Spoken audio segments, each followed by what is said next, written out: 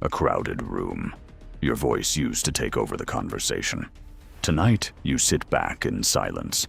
No big speeches, no forced laughs, no desperate need to be noticed. But you did everything right. You stopped chasing attention. You dropped the fake act. You chose real strength over a loud performance. So why does it seem as though you're losing your edge? Nobody tells you the true cost of dropping the mask before it gives you peace. It makes you quiet. If you have to force your confidence, you haven't actually built it yet. Every time you step into a crowded room, an invisible clock starts ticking in your head. You feel the urge to take over the airwaves before anyone spots a flaw.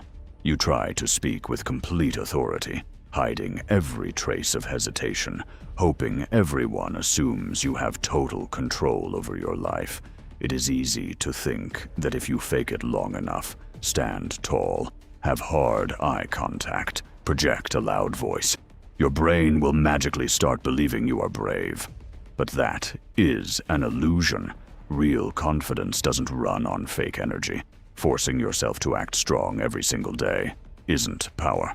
It's just exhaustion in disguise. Notice how you act when you walk into an important room. If your first instinct is to scan the crowd, worry about what they think, and change who you are to get them to like you, you aren't showing strength. You are just trying to manage an audience. But when you walk into that same room, sit down, and simply exist without needing attention, you stop begging for approval. Stepping off that fake stage changes everything. You drop the heavy weight of worrying about other people's opinions. You stop trying to prove you belong at the table.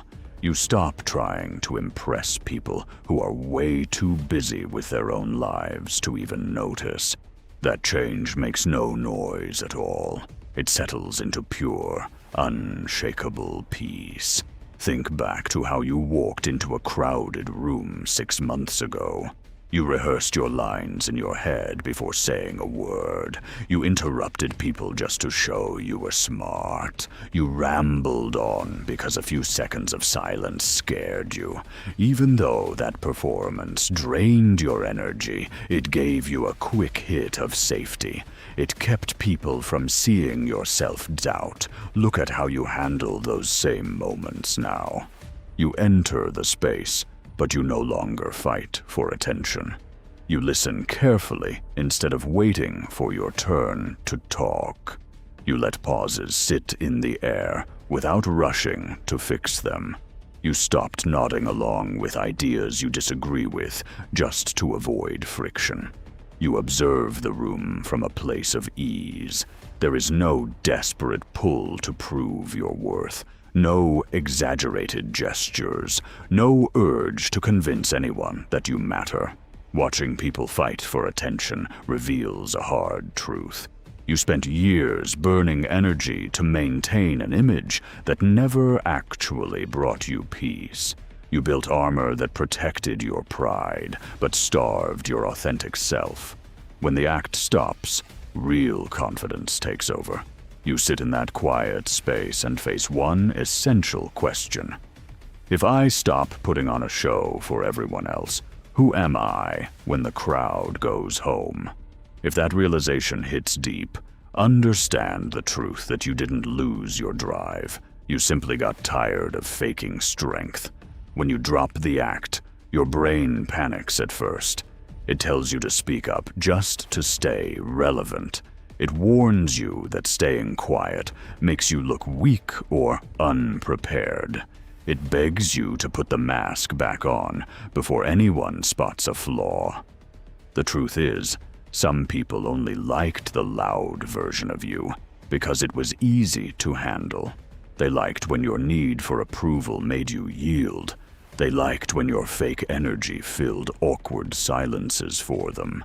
They loved your desire to impress because it gave them control over your mood. Dropping the act tears up that old contract. When you choose stillness, when you stop insisting on having the final word, and when you let silences exist without panic, you make insecure people uneasy. Your stillness exposes their inner noise. It forces them to look at their own internal chaos. And because facing internal chaos is uncomfortable, they might label you as cold, detached, or unapproachable. Their assessment is incorrect.